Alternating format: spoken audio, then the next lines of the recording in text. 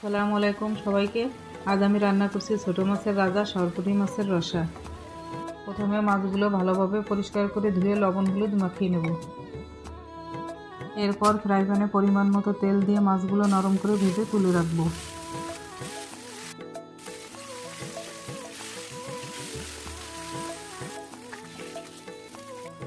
মাছ ভাজার পর একই তেলে কেটে রাখা পেঁয়াজ কাঁচামরিচ হালকা ভেজে পেঁয়াজ বাটা, আদা রসুন বাটা, জিরা বাটা, কাজু বাদাম বাটা, পরিমাণ মতো হলুদের গুঁড়ো, সামান্য পানি দিয়ে ভালোভাবে কষিয়ে নেব। মশলা ভালোভাবে কষানো হলে আগে থেকে ভেজে রাখা মাছগুলো দিয়ে কিছুক্ষণ ঢাকনা দিয়ে ঢেকে রাখবো।